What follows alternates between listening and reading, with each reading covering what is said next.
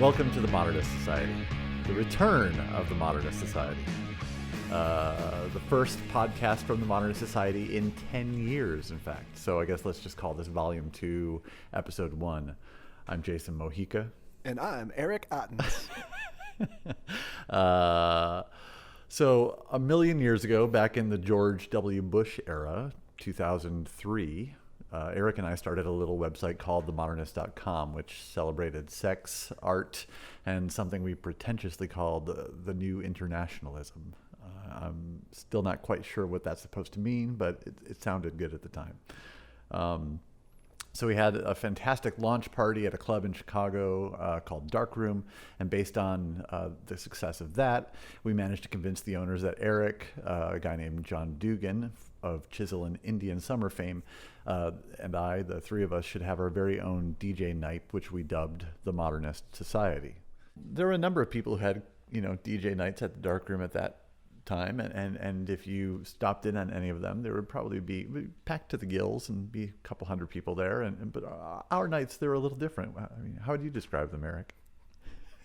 Well, you remember them being so much less successful than me. Maybe I was just having a good time. We probably had drink tickets, so in my mind, it was packed. And I probably never went to anybody else's DJ night, so screw them. But I think that's what that's no. But I think that was the thing. I think it was initially disappointed that not as many people were coming to our little event. But then I think that led to that attitude of screw them, we'll play whatever the fuck we want. And so I thought as a result of that, you played really interesting stuff. And so I didn't realize there was a time where I was trying to play things that would appeal to anyone besides me. So that's nice that you thought that's why I was doing that. Good. I mean, basically, when people get real drunk, they'll just dance. So it went okay. Yeah, so it was fun, and we brought, we also brought in a lot of guest DJs, people like Cynthia Plastercaster, Richard Kern, who had initially threatened to play all doo-wop, which I would have been fine with, and I was kind of disappointed that he didn't do that. Lori Barbero from Babes in Toyland, Damon Locks, Jason Pickelman. And at the same time, our friends Daryl Machoka and Neil Becton launched the DC chapter of the Modernist Society at a place called Cafe Saint X. And then when you moved to Japan, you launched the Tokyo chapter. Where was that? Was that at the same place every time, or you did different ones? I believe I only ever did that in the same place, which was the first neighborhood that I was basically assigned to, which is called Hatanodai, which nobody knows. The closest known neighborhood. Assigned to by the CIA. That's correct. Closest known neighborhood would be Shibuya, maybe.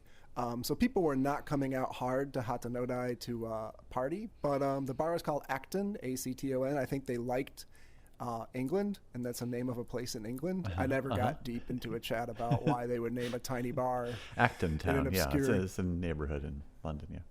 Okay, so the Modernist we've done a lot of things with this. It's been at least a website, an actual social event night that people come out to, a record label. A record label consisting of only Japanese punk music. Already a podcast, and now a podcast again. Am I forgetting anything in there? We dabbled in showing and selling art. Wow, yeah. Yeah, I think the that Stray was Show, Chicago. We had a booth. Yeah. We showed Richard Kern and Mike Toe. Even sold a couple of things. Yeah. Yeah. That's excellent. So that was our brief dip into the art world. Yeah, good one. In 2006, I moved to DC and joined up with Daryl and Neil, and we continued to do the Modern Society in the basement of St. X until one night I had a little too much to drink and got into a fight, got put into a chokehold by security and dragged out, and that was the unceremonious end of our run at that fine establishment.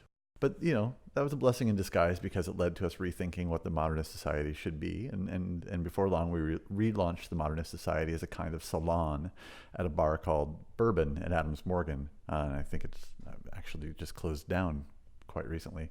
But each month we'd interview live in front of a rarely sober audience, authors, musicians, journalists, policy wonks, whatever interesting people were either in DC or rolling through town. And, we had folks like Blake Schwarzenbach, Dana Milbank, Trace Crutchfield, Nick Gillespie and Matt Welch, Jeff Krulik, Eric Hilton, Kid Conga Powers, many more that I'm forgetting. And we recorded those and released them as podcasts back when that was a new thing. I don't think anyone ever listened to them. I certainly never heard of, no one ever referenced them to me outside of people who had a personal drunken hazy memory of being there in person. But I don't even think they're online anymore. So perhaps we'll start restoring them one by one as we have time and if you, the people, demand it. But yeah, then we just kind of got busy with other stuff for 10 years and then for no reason in particular, decided that this was the right time to launch this, the third iteration of the Modernist Society. And Eric is coming to you from Chicago. I'm coming to you from New York, and we'll be joined by a broad range of interesting folks. And joining us this time as we try to work through the kinks of our DIY podcasting setup is the great Jake Adelstein, who spent the bulk of his career reporting on the seedy underbelly of Japan, from the Yakuza to human trafficking to even Bitcoin. He's the author of Tokyo Vice, an American on the police beat in Japan, which is now being turned into a scripted series for Netflix. Have you had any personal run-ins with the Yakuza? Well, when I got that CD, when I got the Modernist 01 Neo-Wave Nastros distributed, that guy, Nagashima, who used to manage the registrators, told me, like, this is pretty much Yakuza. And I was like, I mean, should I not do this? And he's like, no, it's pretty much fine. So I was like, okay. So I went in, I signed all this stuff, and they did a great job. Like, it was all over. It was in Tower Records and Disc Union, and it actually sold decently, and they actually paid me. And I was like, this is great. And of course, they deducted a bunch of charges. And I was like, well, fair enough. Like, they did work. And then, of course, for a release like that, it's not a long-term seller. You have generously a month, and then you're pretty much done. However, those charges never stopped being charged for like 2 years or something. And all of a sudden, I was like, well, they now say I owe them $4,000. Like, I'm not doing that. Am I in trouble? And he's like, yeah, probably okay. And then nothing ever happened. But yeah, I could see that. Yeah. So the Modernist Recordings, the record division of our empire, of our back burner empire, has actually apparently done business with the Yakuza. That's what you're saying, right? Yeah. Right. Technically, that's absolutely so that makes us experts. Absolutely. God damn it, Jake Adelstein. Jake, thanks for joining us. You're welcome. You could call me Jacques like everybody in France does. Oh, I also have to try and get these dogs to stop barking. Give me one moment. You guys get to know each other for a moment. So Eric, I heard you were in Japan for about 6 years? Yeah, that's right. I think I was about 28. I had a desk job that I hated, and I kind of knew that you basically could just go teach English there. So I did, because I felt that was the last, if I didn't do it then, I'd never do it. So I'm really glad I did that. Obviously, that's a whole different world of like entering with minimal Japanese and then speaking English full time. So I did my best at the language, but I mean, I didn't get that as nearly as good as I wanted. But I played in bands, I put out records. I really enjoyed my time over there, and I managed to travel back about once a year. Yeah, Japan is nice. A lot of people get their start teaching English there, though you'll be shocked at how much the wages have gone down. I think Japan has sort of stuck its head up its ass so far that the idea of internationalization just isn't really there anymore. Yeah, I could see that. Even over the time I was there, it seemed like, particularly at one of the kind of big Eikai was that those deals definitely just kept getting, I don't want to say worse. They weren't awful, but they'd take away kind of a few things here and there as you went, or add on more things you're doing. By the time I left, I just had a bunch of like kind of several different part-time jobs that were all like, it was a good schedule and good money, so it wasn't really the most prestigious work, but it worked for what I was just trying to do over there, so it was good. Yeah, I mean, I think that Japan's descent from lifetime of employment to a part-time economy has really sort of destroyed the structure of the company. And of course, there's always vested interests that do well when you take, what has been employment for life and reduce it to everybody's a part-timer.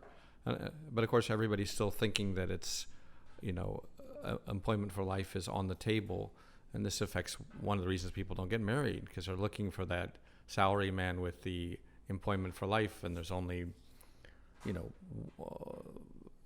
5 out of 10 people that have that, when they're thinking it's 8 out of 10 people. Yeah, that's great. I never put those two things together before. So I hope we're recording, because this is the kind of thing I would like to include as we are doing our podcast. Well, are we recording? We are recording. Okay, Oh, good. good. Great. Okay, sweet. Jake, give us one more test if you don't mind. Test. I'm using my radio voice, honed from several years working for KOPN Community Radio 89.5 FM. Wow. Pro job. That's good. And that was in like junior high school. I think that saved my life. Having like hanging out with anarchists and lesbians and counterculture people.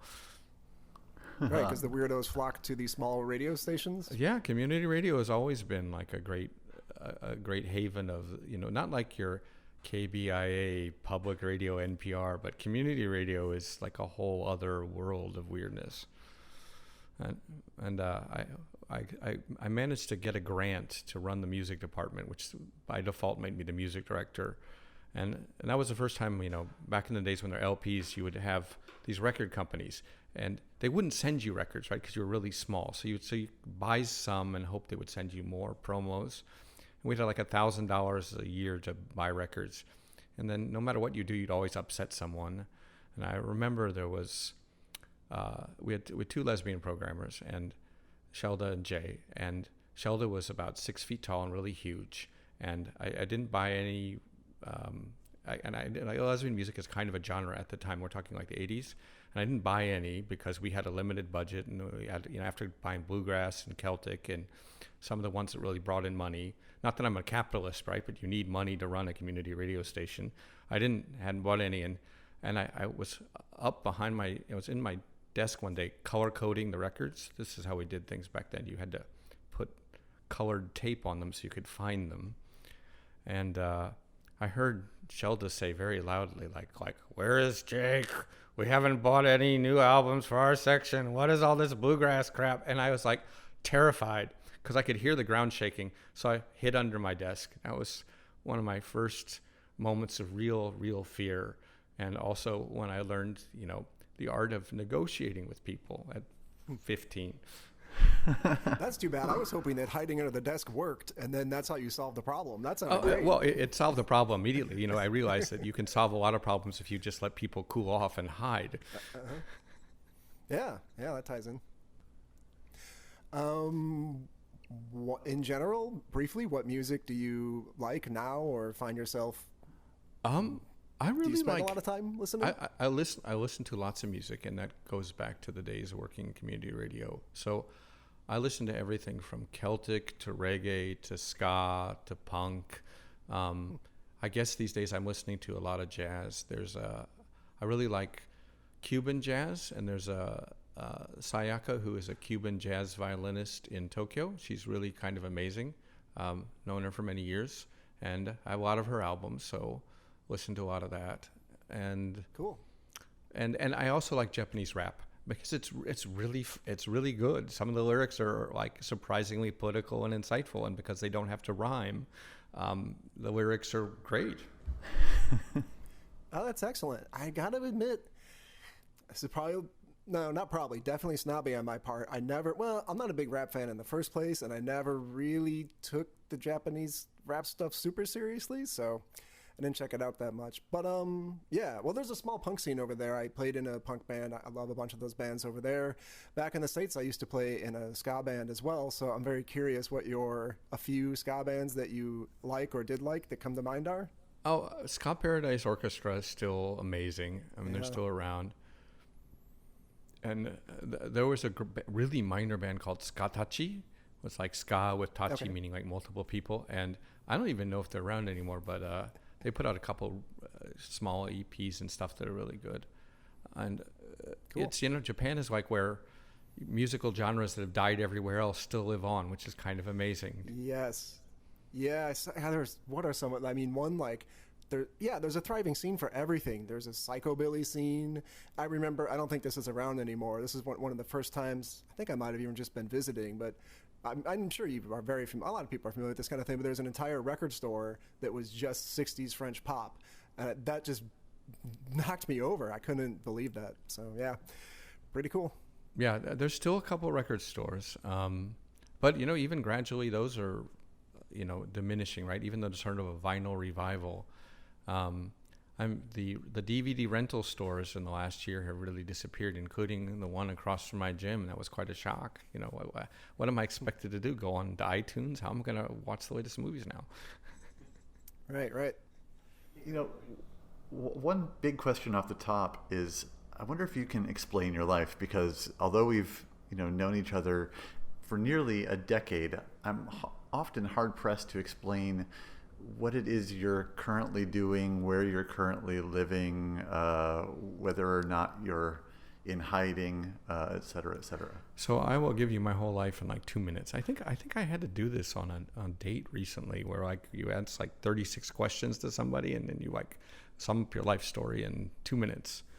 So born in Columbia, Missouri, really interested in karate and Zen Buddhism, partly out of necessity from not wanting to get my butt kicked and, being forced to take karate by my school teacher or be expelled. That's a long story.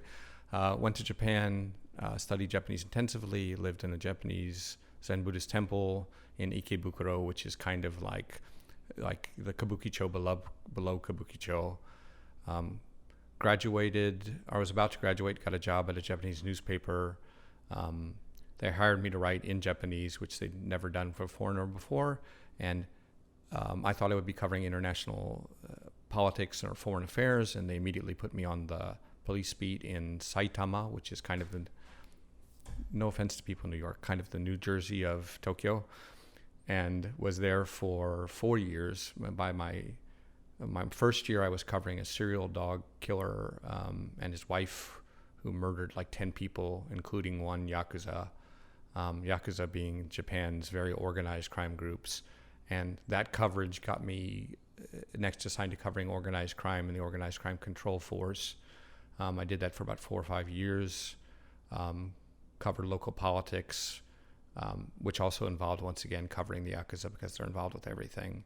1999, went back to Tokyo head office, covered Kabukicho, which is the seediest part of Tokyo, what Times Square used to be like 30 years ago, maybe 40 years ago. Worked at the Yomiuri Shimbun until 2005. Came back to the United States with my family and my kids to go to law school. Got offered a job to do research on human trafficking in Japan, sponsored by the State Department, with a nice web of plausible deniability so that I could actually talk to criminals and collect that information without the State Department being blamed for it. Did that, and in the process stumbled upon the secret of a Yakuza boss that made him very angry, and they put a contract out on my life, which was unpleasant. I was under police protection for about 4 or 5 years. That sort of resolved itself when he was essentially exiled to Cambodia, partly because of an article I wrote, but that's another long story. And since 2011, I've been covering general news in Japan, not just organized crime, but nuclear industry, politics, social issues, numerous scandals. And now I am still living in Japan, primarily writing for the Daily Beast, the Japan Times, Asia Times, some Japanese magazines, and written 2 other books. My first book, Tokyo Vice, was published about 10 years ago. That is, I guess I can say this is being made into a TV series, or it has been bought for a TV series, even though there's only so much I can say about it because it's not officially been announced. Right, we can talk about how you can't talk about it. Yeah, we can talk about it. We're not going to talk about it. And these days, I mostly doing investigative journalism in Japan, do some consulting work, and I've written 2 other books, both of which have been published in France first. So I have this sort of secret life in France as a esteemed author of narrative nonfiction true crime, which was never a genre in France. They didn't really even have true crime until Tokyo Vice was published in French in 2016. So that's basically what I do. I write for news magazines and websites, and then I write books for the French audience. And when I can deal with U.S. publishers who are increasingly a pain to deal with, sometimes they show up in English.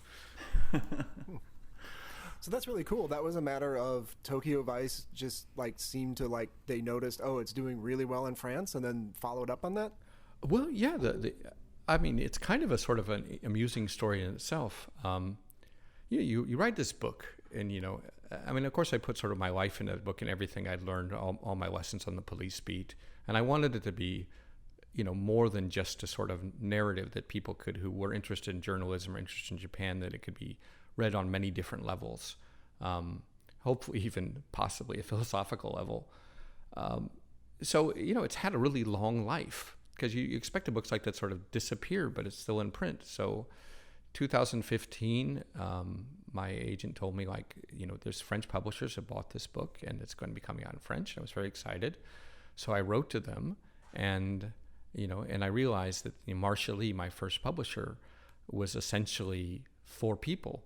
There was Cyril, there was Clemence, there was the illustrator Guillaume, and there's Christophe, and that was it. That was the whole company. And so when I wrote them, and I'm like, I'm really looking forward to the seeing this book in French, because I know the French love Japan. They love true crime. I mean, French love crime. I don't know why they love it so much, but they have these book festivals. They call them Polar, and it's nothing but espionage writers and crime writers, and tons of people come to them, and it's kind of exciting to see people so excited about books, but this particular genre.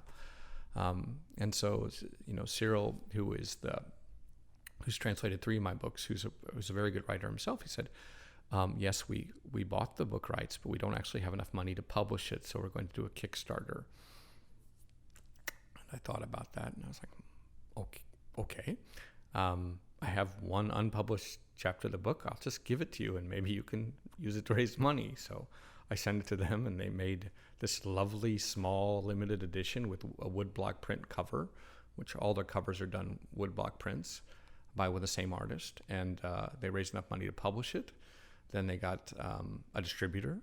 And then I was like, I'm coming to London. I can stop by Paris and, sign a few books at a bookstore or something. And that first trip, I don't know what happened, but it turned into a wave of publicity, and then the book sold incredibly well. And they sold the paperback rights for enough money to finance the next of their books. And ever since then, at about 1 book a year, I've been writing for them.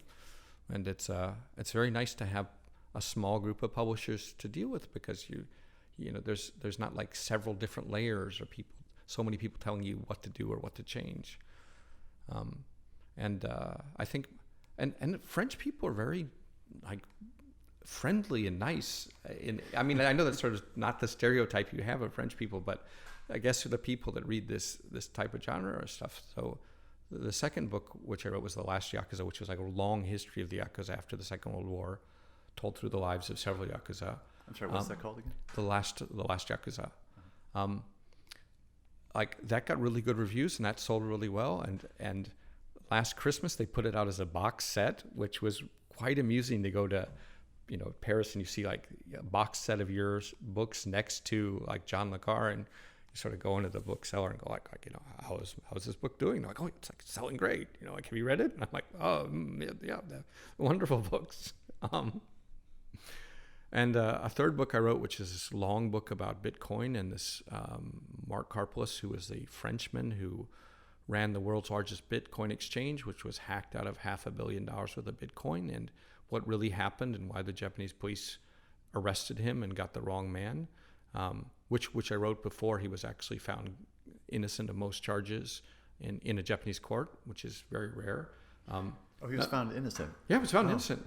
I thought I saw something where you were saying that he was most definitely guilty. He is definitely guilty of being an incompetent business manager, right? I mean, he is a terrible. You do. I like Mark as a person, but you don't want him to be in charge of cybersecurity. I mean, this is a guy.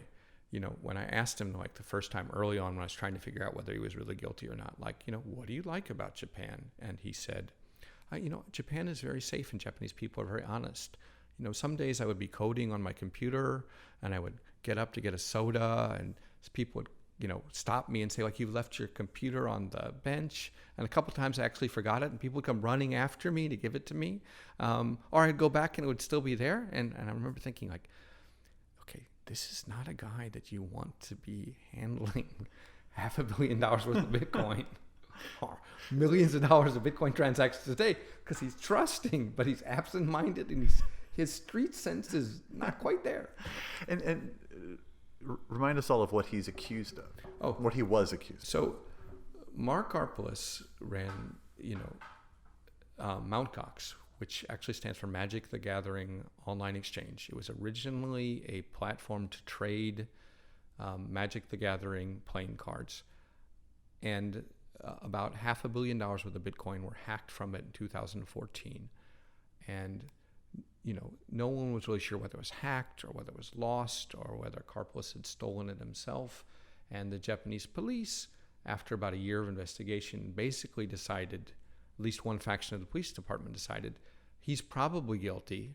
And, we don't know anything about tracking Bitcoin, so we'll just arrest him and he'll confess. But he didn't confess. And they arrested him 2 more times, and they kept him in jail for 11 months with no bail. And it turns out that he is not guilty, that he didn't hack the Bitcoins, that he is a victim, not a criminal.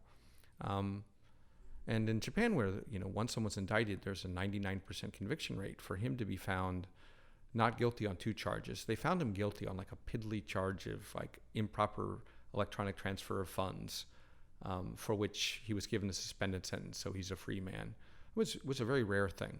And I think the French title translates as "I sold my soul for Bitcoins" is all about Mark Karpolis and Bitcoin and that investigation, but also these weird stories about 2 rogue federal agents who started stealing money from the Silk Road investigation while they were investigating that case, if you're familiar with the Silk Road investigation, who also tried to become Mark's representative in the United States.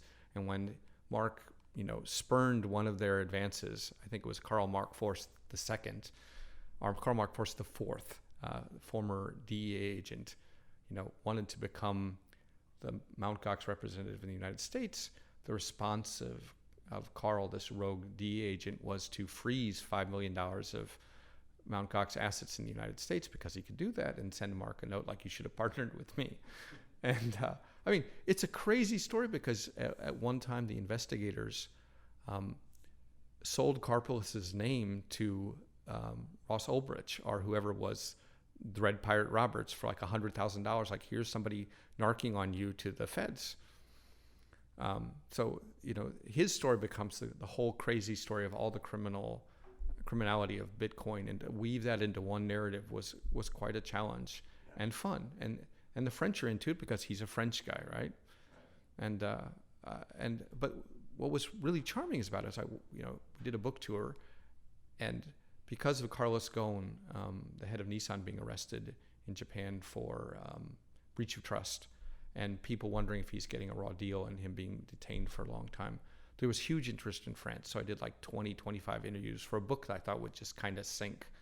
And the response of French fans, if I can call them that, was like, when I meet them, they would congratulate me, like, it's so nice of you to like get away from the Yakuza, to be writing about something new. Like, we're so proud of you. Like, you've done so well, son. You've matured. And I was like, yes, thank you. Like, I can write about other things. Well, on that point, are you tired of being an expert on the Yakuza? No, I'm not really tired. I mean, I am tired of Yakuza because, in general, they are these sort of rigid, sociopathic, argumentative thugs. It's like, your crazy girlfriend on meth. And after years of dealing with these people, everything that you say is like the beginning of a fight. Yeah, I'm tired of that. But it's such a niche industry, and they're almost like a tribe, right? A dying, fading tribe in the Amazon. I feel these days more like a historian than I do an expert, because they're increasingly being marginalized. But I have 25 years of covering them, and all the fan magazines, and I know the names, and there's still some of them alive that I would have a sort of grudging. friendship would be a hard word, a sort of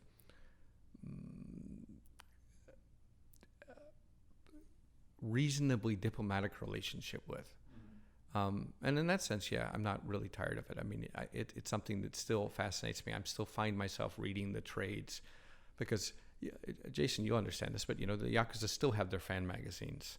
Though my favorite, Chitsuwa Documento, the very glossy monthly 232 page one where Yakuza women would send their tattoo photos and it had a poetry section for Yakuza in prison. That magazine ceased publication this year. So there's only one left behind, and it's not quite as nice. And that's due to just the diminishing state of the Yakuza as a whole? I think it's because of police pressure. I think the police really put a lot of pressure on the publisher that if you kept putting out this magazine, that you would be designated an antisocial force. And once you're designated an antisocial force by the police, then you really lose the ability to get loans, to have an office, to even have a cell phone contract. That's devastating for a business. And I think once they were sort of told that, you either cease and desist putting out these publications that indirectly profit the Yakuza, I think they decided that's what they were going to do. That always struck me as odd how much it seemed like a lot of just known Yakuza buildings or shops or people were just sort of like known and tolerated by the general public and police. It is odd. Every year, the Lawyers Association of Japan, the Bengoshi Kyokai, has a march in which they, go in front of the Yamaguchi headquarters and they're like ban organized crime groups. But in a sense, the police are like, well, there's the right to assemble. They claim to be humanitarian organizations. They're regulated. And, it's almost always off the record. No one will go on the record saying this. Most of the police and law enforcement would prefer that there be organized crime rather than disorganized crime. Because one of the reasons the Yakuza, and when I say Yakuza, you're talking about 23 very different groups, from everywhere from the Yamaguchi-gumi to splinter groups, the Yamaguchi-gumi, the Kobe Yamaguchi-gumi, the Ninkyo Yamaguchi-gumi, the Inagawa-kai, the Sumiyoshi-kai, Doshin-kai, and all these other groups. The Yakuza term, putting them all together, is that the sort of social contract existed between them in Japan, and most Yakuza groups used to have on their offices a list of things that would get you expelled from the organization. And they're pretty much the same thing, which is no theft, no robbery, robbery for just to mince here is, stealing things by force, no sexual assault, no dealing or selling drugs. Now, of course, that's not really enforced, but, that is one of the things that at least the Yamaguchi-gumi used to enforce at the top levels, and maybe one of the reasons the group split in 2015. So a lot of money to be made in drugs. So when you have people who won't steal and they won't rob and they won't mug and they won't deal in drugs, but racketeering, extortion, and other things, their impact on society is a lot less. And to some extent, neighborhoods where the Yakuza have a deep presence, street crime is low. So as long as they're not involved in street crime, there was kind of a feeling like, well, better the Yakuza than, unregulated gangs terrorizing people and stealing purchases or mugging people. But were the Yakuza not involved in kind of helping after the Fukushima accident and things like that? Well, not jumping in trying to defend them, but just talking about some of their a slight positive aspect. Well, if you're claiming to be a humanitarian organization, and this is what they call themselves, Ninkyo Dantai, Ninkyo meaning referring to a sort of Chinese concept of chivalrous ways of people, you help the weak and fight the strong and protect the innocent and the impoverished and those who don't have a voice for themselves, in theory. If you're going to claim to be a humanitarian organization, you occasionally have to do humanitarian things. And one of the advantages the Yakuza have over, say, a government body is that they can mobilize very quickly.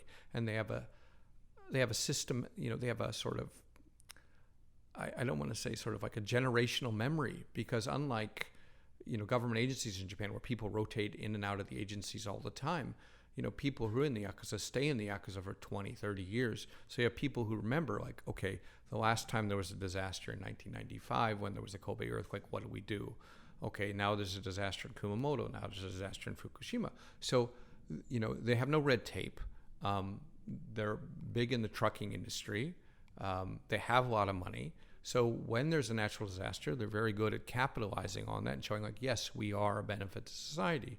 So they collect diapers, ramen noodles, water, food, toilet, and they get their truckers and have it distributed to the scenes of disaster very quickly. They did this after the Kobe earthquake. They did this after the Fukushima earthquake. And to some extent, they are simply returning some of the money they've extorted from all the people over the years. And some of it, of course, is very sincere, but it's also very well structured publicity. And on a personal level, in 2011, when I wrote this first piece for the Daily Beast, Yakuza to the Rescue, it was a time when the police were really pressuring the Japanese media not to say anything positive about the Yakuza delivering supplies or doing any good deeds after the earthquake. But in fact, they were.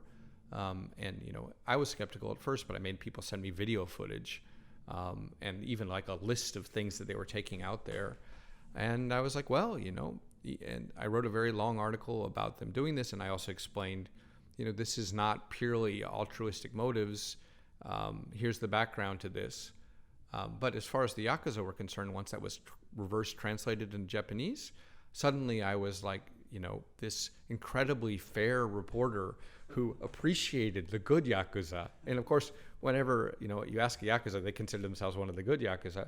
And, and suddenly a lot of my problems and static I had with some of the organizations disappeared because, this is the guy who's fair. He's fair and balanced. The Fox News of Yakuza journalism. Sorry, Eric, you want to jump in? I guess only vaguely related question, maybe changing tact a little bit, but I'll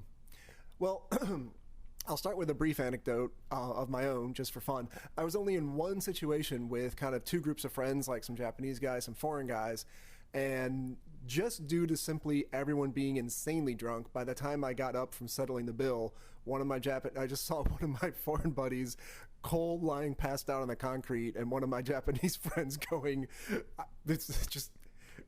I guess I don't want to do a bad, he pronounced sorry with the L's. And I was like, what happened in the 2 minutes I was gone? But it made me very uncomfortable because I just thought, you alluded to this, I think, at some point in your book, the Tokyo Vice one, that just like, if there's a problem with foreigners and a Japanese person, an easy solution is to send the foreigner home. And so just from that perspective, I wanted to hear about, you mentioned one physical altercation in your book, but I wanted to know if you had any others, and again, just how you felt like that being a foreigner played into that. Well, I think my one, stupid move was trying to sneak into a Russian pub in Ikebukuro, and I just got my ass kicked. Really, actually, I thought that's close. I thought I was going to die. But then, at the last minute, I remembered if you punch someone in the larynx and they can't breathe, it doesn't matter how big they are. Something I learned from Aikido. You remember, like, Aikido's about throws and stuff. But I remember my teacher sort of saying, if you really needed to use Aikido, you're going to punch someone in the throat and then throw them. And that turned out to be true. I didn't throw the guy, just punched him in the throat and then kicked him really hard. And I think I broke his eardrums. I didn't come out of that so nicely.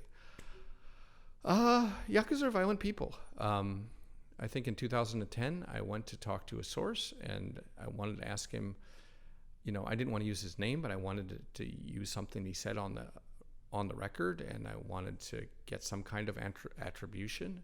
And I didn't realize that he was in the middle of sort of a meth psychosis, and that turned into a horrible, bloody fight. And I sustained like a huge, I sustained some minor brain damage from getting kicked in the head. But when it was all over, I mean, I can't call the cops on the guy because he's my source. So I just, at least I could walk out of there and called an ambulance for him. And, a couple months later we made up, though I can't really say we're on really good terms after that. It's an occupational hazard. I don't think I would go sit down with an ex-member of an organized crime group or a present-day member of an organized crime group without somebody knowing where I am or having some backup after that. Two really nasty encounters that, and the kind of thing where people grab your shirt and sort of like yell at you and stuff, that's sort of like, that's kind of like a Yakuza greeting, right? But the physical violence is maybe 2 or 3 times. That's just who they are. I mean, they solve problems through violence, and you want to avoid people who use meth. After a while, you can sort of recognize that. Mm-hmm. But even at that, just that didn't make you nervous being a bloody foreigner just wandering around the streets of Tokyo trying to recover from that situation? Like I would. It did make me nervous. It's one of the reasons I did. It's the second reason I didn't call a cop. Like if it push comes to shove, even though I know a lot of cops, like who's going to be blamed for this? It's going to be me. No matter especially if you're the one that's still standing, right? And it's possible to arrest 2 people for assault, even if one of you is claiming self-defense. So I'm just like, getting out of there is the smartest thing to do. But in terms of your work as a journalist, I mean, how much did you find being a foreigner a help to your work, and how much was it a hindrance? When you're working for a major newspaper, right? And Japan has this press club system, so every government office has spaces for the major newspapers and not magazines, but TV stations. Being a foreigner isn't much of a problem because you've got the Yomiuri name is big, like the New York Times or something. It opens doors. You already have guaranteed access. The problem that I had as a foreigner is that if I'm working around waiting for some cop or some bureaucrat to come home, I stand out. Someone calls the police, and then the police come and ask me, what are you doing here? Why are you lounging around here? Can you show me some ID? Which you don't want to do, because then you are basically cluing the police in that you're wanting to talk to someone of some importance. And so sometimes that was an obstacle. Sometimes that would actually be an asset, because the person you were trying to reach would see the police out there and you're there, and realizing that it's going to be misinterpreted that you're giving them information. They'd be like, just call, like, don't show up, just call, I'll let you into the apartment. And of course, a lot of people in the early days weren't used to the idea of a foreigner being a reporter for a newspaper, so they thought I was there to sell them newspapers, or I was delivering their newspaper late, and then I would have to go into this long explanation of I am not here to sell you a newspaper, and I am not here to deliver your newspaper. I am actually writing for this newspaper. With some of the police, though, of course, they look at anyone who's a foreigner, even if you're an American, as a spy, as a threat. And when I had to cover public security, which deals with terrorism and right-wing groups and left-wing groups, and would go to their conferences, make everybody uneasy as soon as I would walk into the public security bureau place for a press conference, which you aren't even. They'll never give you a piece of paper even. I mean, people would turn everything over on their desk over. But they didn't really have a choice. If there's nobody else to cover, I'm going to be the one going to the press conference. Most of the time, it was actually an advantage because you stick out. There's, 20 or 30 reporters maybe covering one story. That's just the nature of how the media is in Japan, with a lot of national papers and a lot of national television stations with a lot of people allotted to cover, especially crime. But as a foreigner, you stand out, so people remember your name, and that makes life easier for you a lot of the time. Right. Well, look, I mean, one thing I've always heard here, and certainly saw a little bit when I visited, was that it is a very homogenous culture, but it's also an aging country, and I just wonder if attitudes towards foreigners have changed in the past since you've lived there, in terms of just the world changing and becoming a bit more international in general, or just out of sheer necessity of having to figure out what comes next for the country? I think that in Tokyo, people have gotten, and also the huge promotion of tourism has really made people more used to foreigners. The days when people would sort of marvel at foreigners being in the country is increasingly disappearing. I mean, 20 years ago or 25 years ago, if you you could speak Japanese well, and people, would sort of look at you like, with this face like oh, the dog can speak. That's remarkable. I've never seen a talking dog before. Perhaps I will converse with it. Whereas increasingly, there are many, and including foreign reporters. There are many foreign reporters who are very good at Japanese.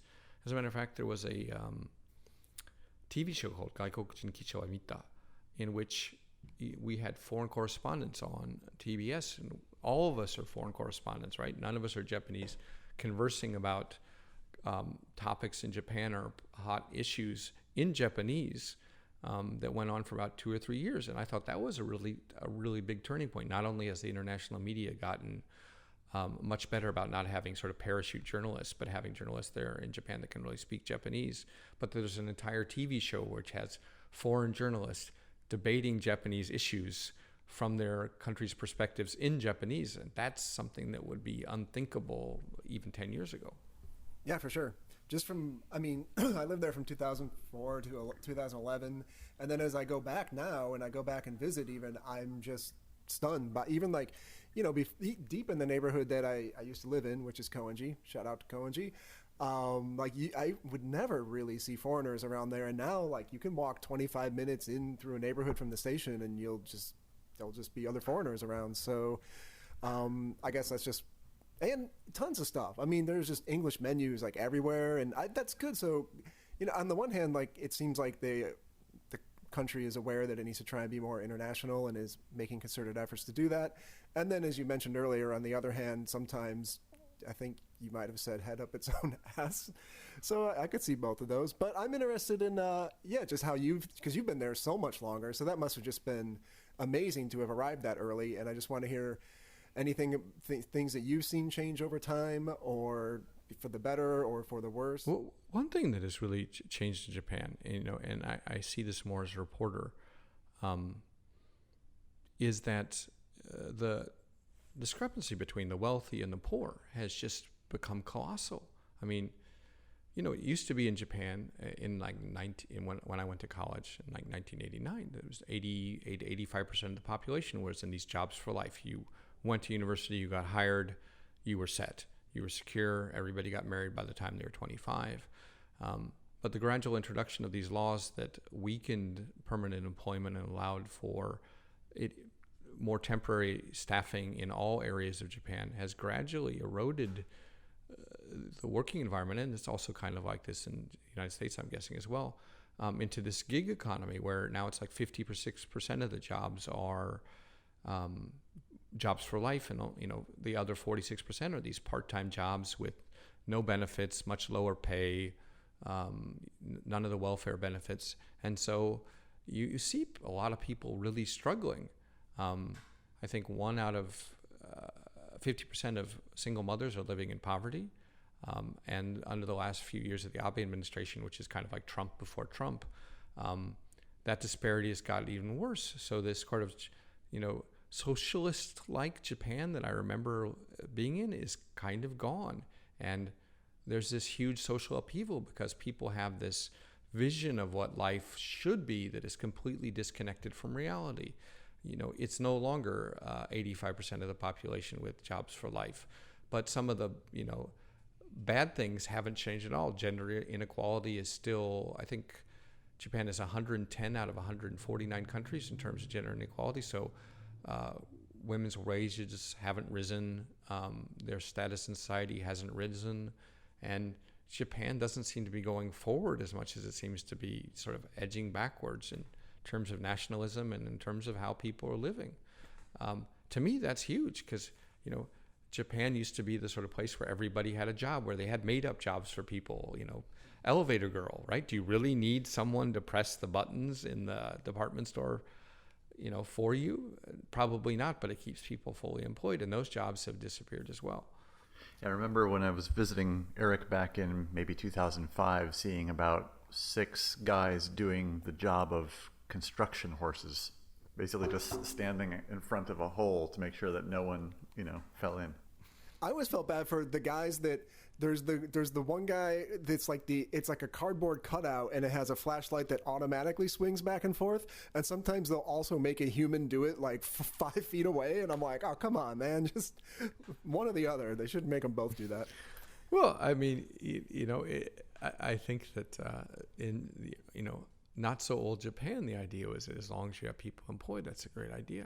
Now, a lot of money, under so-called Abenomics has gone into construction projects, but most of those construction projects have been not particularly useful in building up the infrastructure and have only benefited, cronies of the current government. That's another thing. Japan has always had corruption. I've never seen it at the level of this current administration, and I've never seen such a hostility towards the press. I mean, I think Japan's freedom of press rankings went down from number 11 in 2010 to about 67 right now. At one point, it was lower than Tanzania. And actually, Tanzania seems to be doing great things these days. Well, to that point, is Abe trying to make Japan great again? Is it a kind of nationalist answer to all of Japan's woes? There's a really good movie called Shusenjo, which is sort of a backlog about the narrative on comfort women in Japan, but also a really good history of this group that helped put the prime minister back in power. I mean, it almost reads like a espionage novel. So Prime Minister Abe is supported by this group called Nippon Kaigi, which is a very conservative group of Shinto cultists and right-wingers.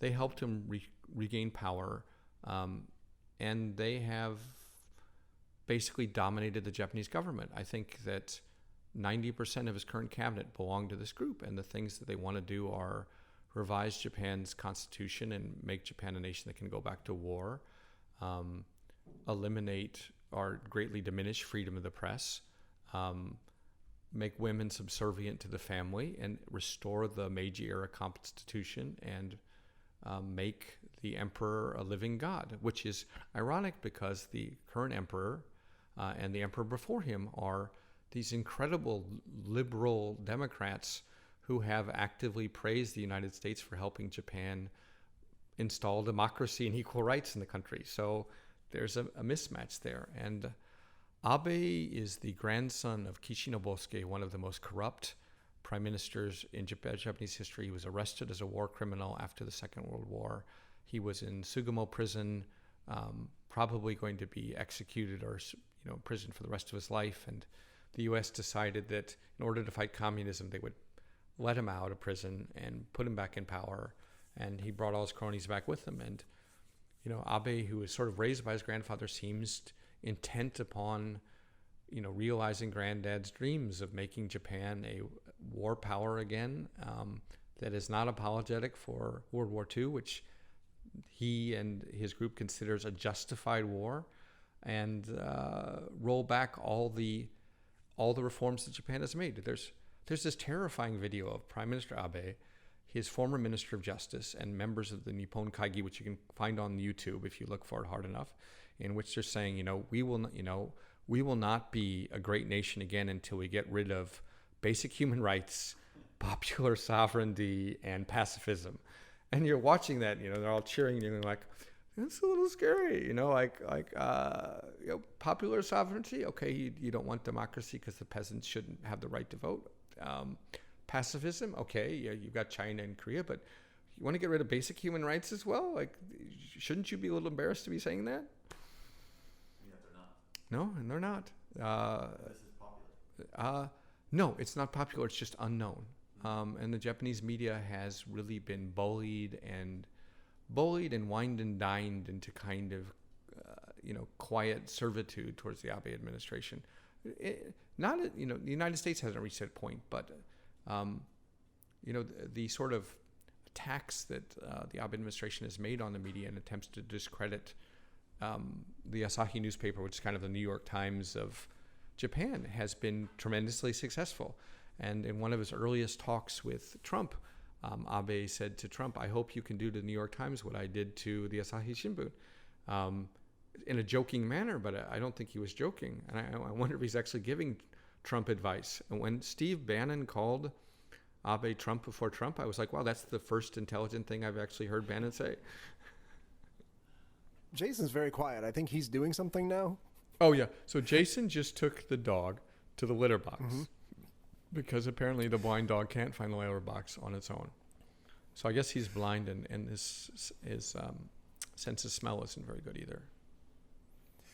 You may have picked up on this by now, but I feel like Jason is the more serious interest and focused and good questions and topics, and I pretty much want to goof off and shoot the shit about nonsense. So to that end, I really miss Japan, and I'm just curious to hear, just in the day-to-day life, something that you've done recently that made you think like, oh, I like living here, or just a fun time you had, or something cool that popped up in the neighborhood, or anything like that.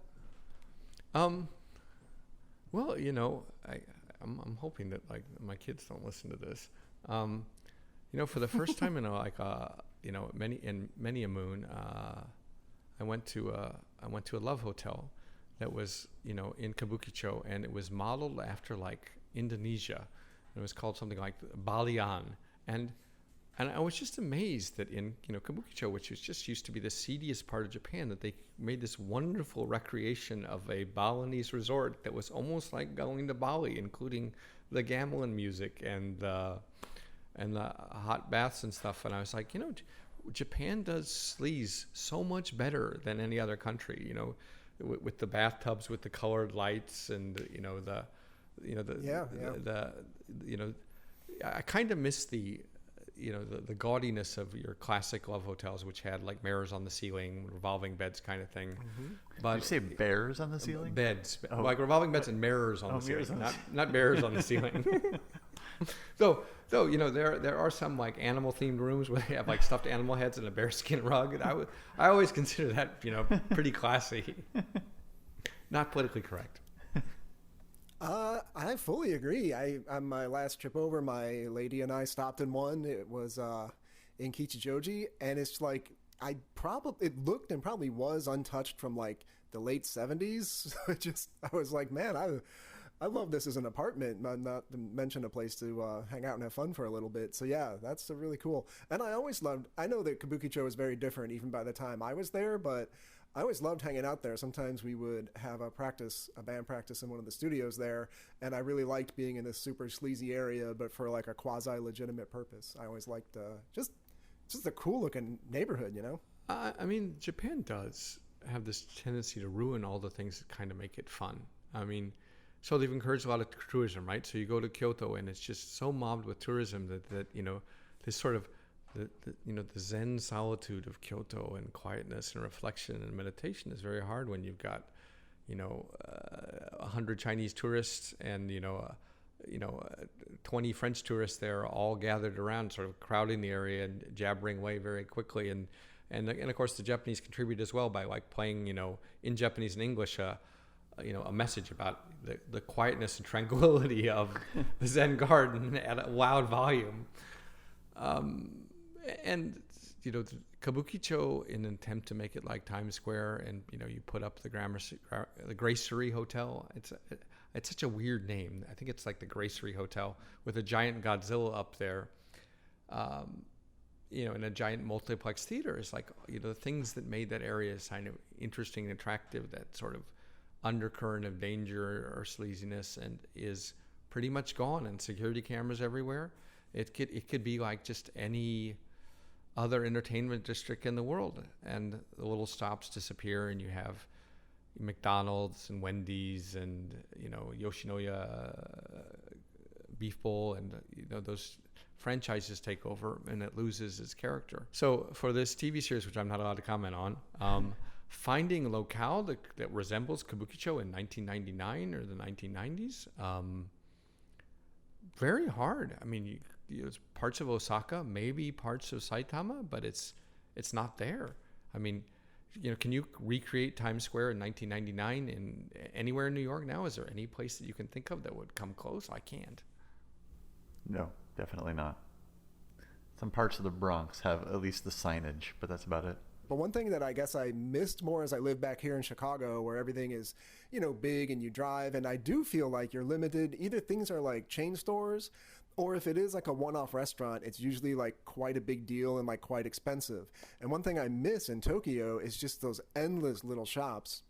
Do you know if there is any like intentional means of allowing so many like these small businesses to thrive? Like there's the places that seat like 6 people, they charge like $6 for food, and it's awesome, and there's a ton of them, and I don't think you can find anything like that, or not much of it in Chicago anyway.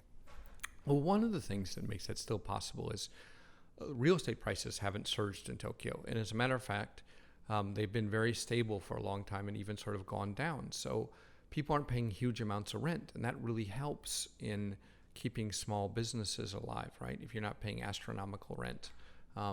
And you can rent, apartment building or even a small house if you're willing to go to like a dilapidated Japanese style house for quite a reasonable amount of money. And that's one of the reasons those small businesses are able to stay in business. Often they, own the building where they're in, and then they really don't need to make money, and they sort of keep it alive as a side business. And I find that very refreshing if you're asking me things I really love about Japan. So for many years, I lived around Shimokitazawa area. And, after going there for years, even though I might not even, and in Japan, sometimes you never know the name of somebody at a restaurant. You just know them as like the tencho, like the master. You don't actually know their last name because everybody just refers to them as by their title, like tencho is basically like master of the store. The service is really good. They remember your name and your face and your likes. Like there's a coffee shop in Shimokita I go into, less since I stopped smoking, and people still smoke inside in the coffee shop. But when I go there and I order cinnamon toast, which they do really well, like on big fluffy bread with lots of butter, and they caramelize the cinnamon sugar with a Bunsen burner. The mama-san there, will like cut off the crust and give them because she knows I won't eat the crust. And I don't even ask anymore. She just does it. But when I have a guest with me, she'll turn to me and she'll be like Jake-san. She's like, otono ni oni tabemasu ka? Which basically she's like, are you going to eat it like an adult today? Meaning like you're going to eat on the crust? And then I'll be like, yes, I'll have it like an adult today. That's fabulous, yeah. And she's not even meaning to insult me. She's just laying it out there. Yeah, that's great. Yeah, cranky old people running shops is just another great thing in and of itself. One of the other things is like, this is so I lived in a Zen Buddhist temple when I was in college, and then about 2 or 3 years ago, my landlord and sort of my teacher sort of, basically talked to me into taking the Zen Buddhist priest vows so he would have someone to follow in his footsteps. And that was a long conversation because, as a Zen Buddhist priest, you have to take these 10, what they call the 10 grave precepts that forbid you from doing many things that have been like part of my whole life. One of them is also, including like not criticizing other people. And I tried to get out with that one. I'm like, I'm a journalist. Like criticizing other people, that's what I do. And he was like, if you're telling the truth, it's not criticism. You're just telling the truth. And it's like, I kept losing, so I took the vows. And it's interesting to because I've known this community for 30 years, so I know people there. But to learn these rituals and have a sort of different life to live is fun. One of the things that I'm missing this year is the annual Seigaki, which is this ceremony where you do for hungry ghost. So Japanese metaphysics believe that if you die, you're born in one of 6 realms. And if you're very unhappy when you died, like you committed suicide or you murdered or you have some attachment to this world, then you haunt it as this hungry ghost. And a hungry ghost is kind of like, it's usually depicted with this really fat, sort of monster-like figure called a gaki with a very thin throat, because you can't get enough to sustain yourself. And this ceremony, which, it's written in ancient Japanese, when you translate it, it's basically like, hello, hungry ghost. Like, we have some sake and some mikan and some fruit from here. Why don't you sit down and eat to your heart's content? Like, how are you enjoying the food? By the way, you're dead and you really need to move on. You see that light over there, like after you're done eating, like clean up your plate and leave, exit over there. Like, see you in the next life. And, and I find that incredibly amusing. And I also find that Japanese have this incredible, I don't want to generalize, but this incredible ambivalence about sort of metaphysical issues. Like, do they really believe that you're sending off the spirits of the departed? Or, are they doing this to sort of soothe their feelings or the conscience? And when you ask people point blank, they just don't even know how to respond. You're like, why would you ask that question? And that ability to sort of live in this gray zone is something I've always found baffling about Japan. It's like, could be, could not be, but either way, I'm fine with it. I wanted to ask you about kind of your indoctrination into journalism in Japan and how you think that compares to basically how anyone in the rest of the world experiences the trade and tradecraft of journalism. Well, Japan is very serious about journalism, and they really, it's actually still kind of an esteemed profession. But one of the things is that newspapers seem to feel like any training that you get is going to be better on the job than anything you could learn in academics or schools. So in many senses, having studied newspaper journalism or journalism in college makes them less likely to hire you at a national level. They want you to be a blank slate. And the way that they teach you is a mixture of hazing, and basically they, give you, a pile of newspaper articles sorted into crimes. I mean, everybody starts on the police beat, right? And that makes a little bit of sense because it's who did what to whom, when, where, how, and why, right? Why is also the thing that you come to the very last because you never know why. Motive is always the hardest thing to get to. So that's the basic components of journalism. But there's no real formal training. They just give you, here's, 20 articles about robbery. Here's 20 articles about theft. Here's 20 articles about purse snatching. And Japan has such a low crime rate that we had to write up purse snatching cases, right? Can you imagine writing up a serial purse snatching case in the United States? And plus you have to track how many meters, crime 1 was from crime 2, from crime 3. So you have to get out the map and the ruler and basically map it out to sort of have a good idea and describe what the criminal looked like. And that's a very strange way to come into journalism because there's no other, you basically learn like a kata, like a form. Here's the form. Learn these forms so well that you can substitute, new information in there and get it right. And then later you learn to write sort of feature-length articles, but that becomes much later, like your second or your third year. So the first year you're doing very mechanical writing about who did what, when, where, and how, and your senpai, the people above you, are writing the more complicated and explanatory versions of what you did. And because newspapers in Japan are still a big thing, and there's evening editions and morning editions with limited amount of space, and when I was a newspaper reporter, the printed page was what mattered, and the internet was an afterthought. I mean, there really wasn't an internet in 1993. I mean, not much of one. Everything had to be written by a reverse pyramid. So the most important details at the top, supporting details in the second part, and at the very bottom was extraneous details or things that could be cut. Everything had to be written that way. So it could be cut from the bottom up if you were running out of time. Only later, like maybe 3 or 4 years into it, we start talking about like investigative journalism, about the value of writing up something that no one knew about and that the police hadn't announced, that the government hadn't announced. At the beginning, you're just sort of taught to write it before anyone else does, or get the announcement a day before it's made so that you can be at the top of the pack. And that's a very different thing than the United States. I don't imagine that there's anyone in the U.S. who's like getting up in the morning and comparing, every single, the 7 major newspapers to seeing what stories we have and what stories they don't have and who's scooped and who wasn't scooped. And that was a huge part of life in Japan. It was also part of your job.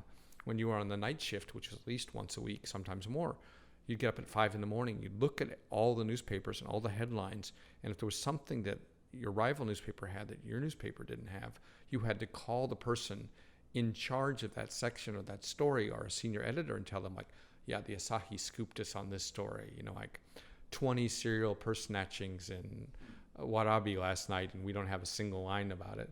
And, then that person would be woken up and told, confirm this by, the evening edition. Mm-hmm. But I guess one of the things that I was, struck by looking at Tokyo Vice again for the first time in many years, and was that shocking.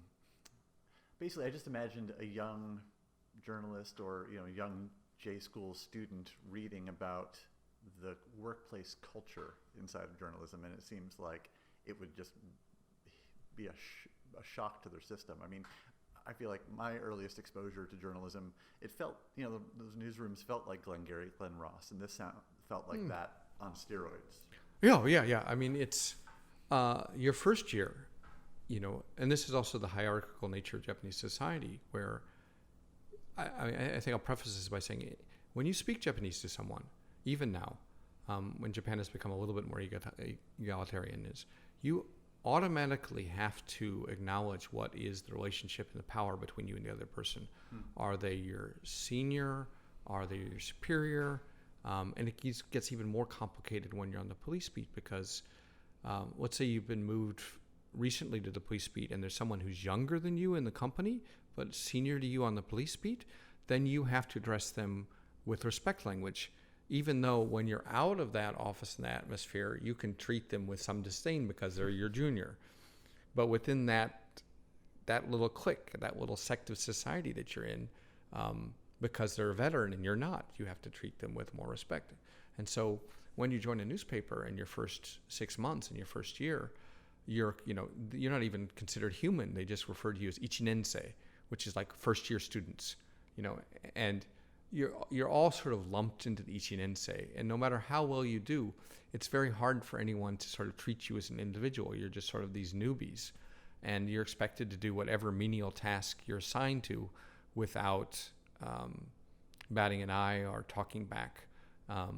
And you can't leave the office before your senior reporters leave. And you really kind of, it's almost like a military structure, and you're a private, right? And someone tells you to wait in front of the hospital for the emperor to die or somebody to come replace you, you just do it. That's how it's done. Right. Can you I'm going to butcher the name, but I wonder if you can talk about Ansei Inoue. Oh, yeah. And his 8 rules of being a good reporter. Not that I expect you to remember all 8 now, because but just if you could talk about Ansei in general and the influence he had on you. Well, so Ansei Inoue was a reporter who was, did a remarkable achievement of basically proving that a man who was convicted of murder was innocent by finding someone who had confessed to the murder and pigeonholing them and sort of tucking them away and getting them to explain all the details in such detail that there was no way the police could refute the actual confession and had to let the professor go. But, I'm going to summarize his 8 rules of journalism, where basically, write the truth by any means possible, protect your sources, and if you can't do the first, write the truth and protect your sources, then you drop the story or you find someone else to give you the details to tell it.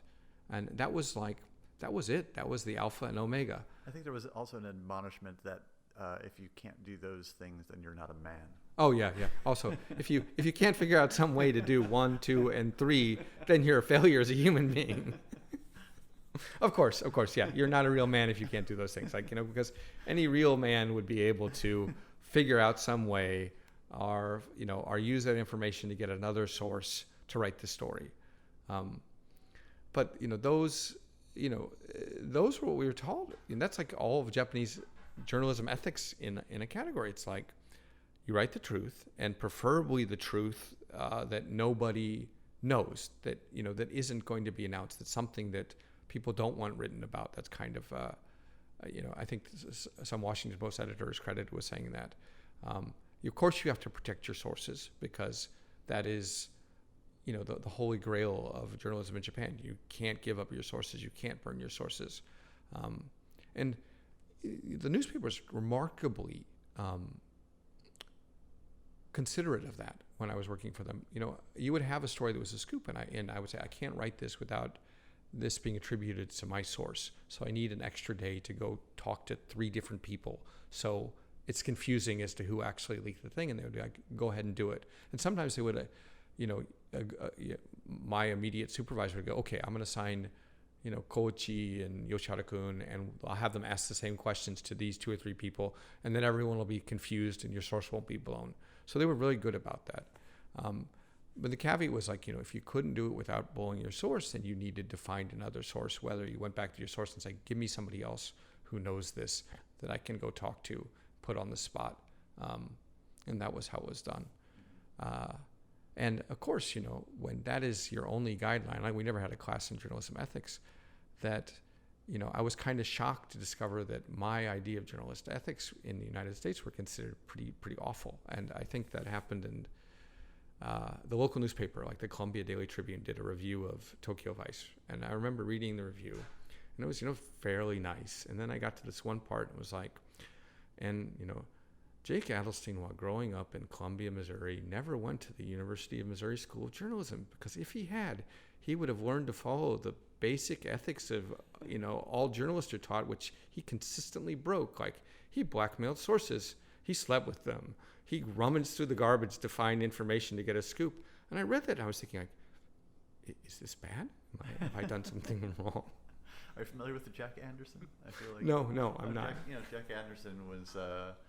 I know his name. I didn't know he had the most famous investigative journalist that the world has kind of forgotten about, because he ended up, kind of self-sabotaging and destroying his own credibility. But yeah, that was basically, his stock and trade were all of those things. Well, maybe not sleeping with sources, but and it was kind of his malfeasance that basically educated, or at least gave Richard Nixon the false impression that this is how they all work. This is how all journalists work, and this is how Washington, D.C. works, so I should take it too. So it was kind of a weird feedback loop between Jack Anderson's practices, which did include electronic eavesdropping, to Richard Nixon just deciding, like, oh, well, this is how this game is played. But sorry, a diversion there. I don't know what I would feel about electronic eavesdropping. I've never really thought about it. I've never really done that. I don't think I've ever planted a recorder in somebody's place to collect information. I'll have to sleep on that one. That's a bad one, right? I think so. Well, it depends on which state you're in. Actually, I think at least 2-party consent, recordings, and so New York is a one-party state, so we could be recording you right now without your consent. Yeah. But I think the microphone and headphones are a bit obvious. In Japan, it's basically, what I've been told is that unless someone says it's off the record, it's on the record. And even if you immediately don't identify yourself as a journalist, it's still on the record. I don't know how that flies in the United States. I don't know whether you have to say now. Sounds right to me. I am. Maybe I'm old-fashioned. I am a journalist, and I am now going to record you. Is that okay?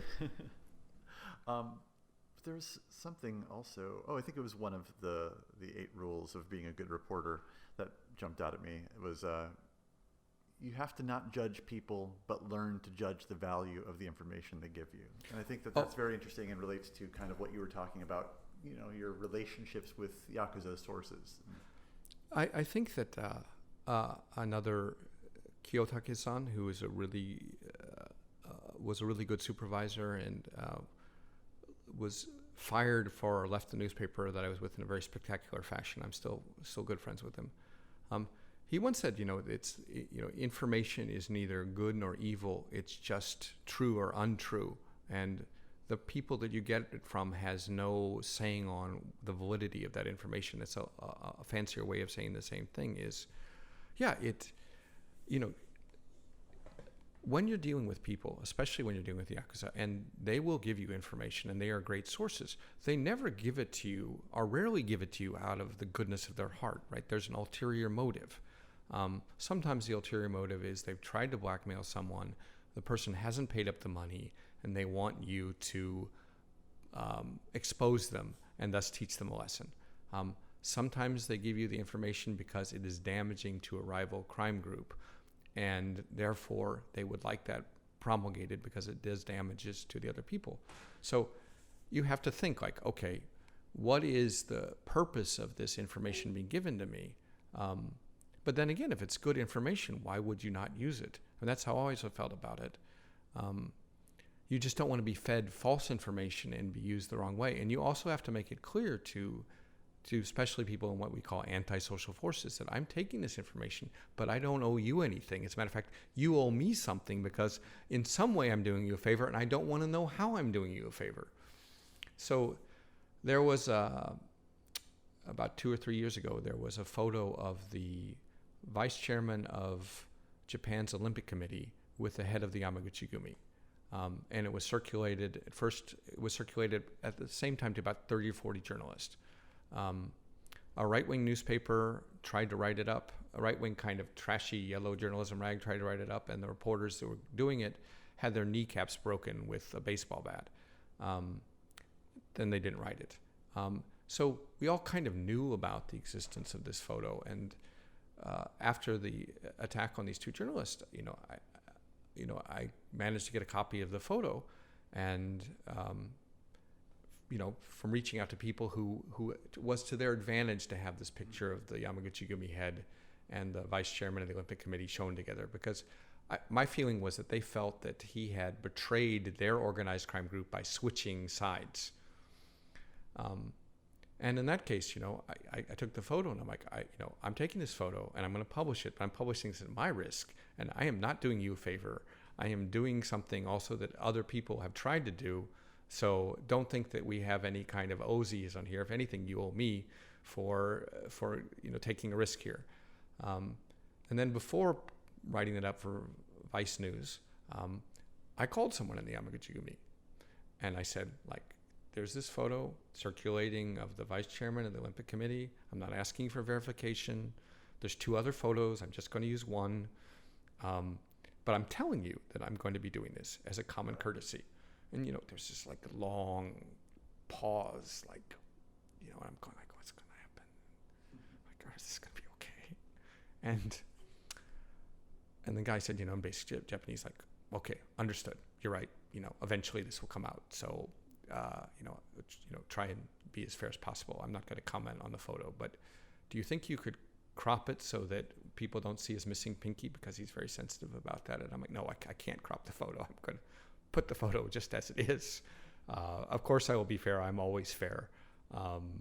And thank you for understanding. And it's you got to do your job, and if someone would gonna do it, so I guess it's better to be you.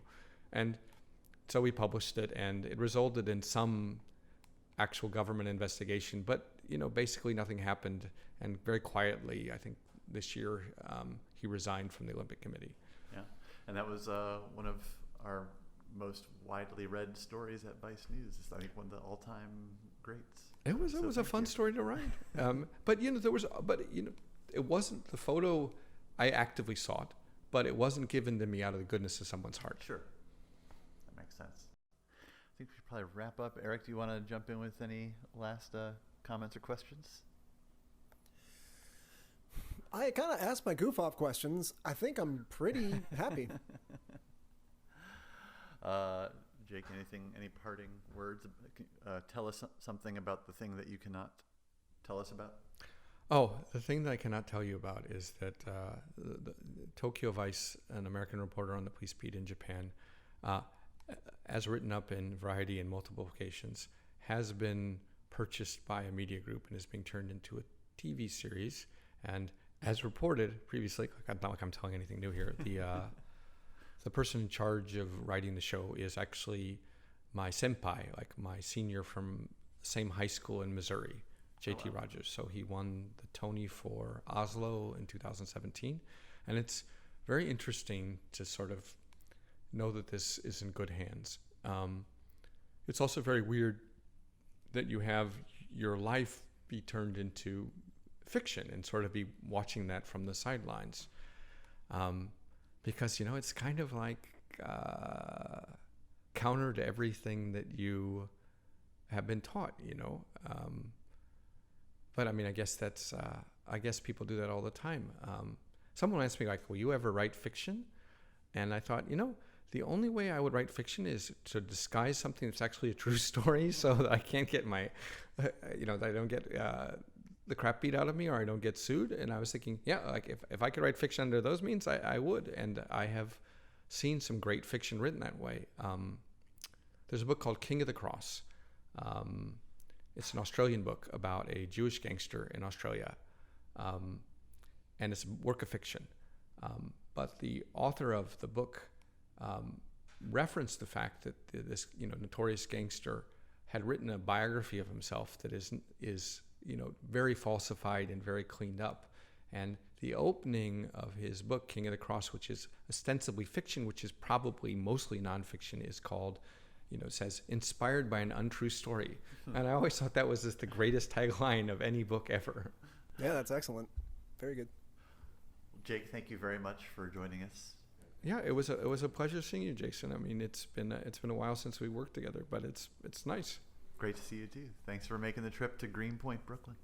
I just wanted to say thank you. Congratulations on that show. That's totally amazing. I really enjoyed talking to you. That was a really fun time. Thanks. Yeah, my pleasure.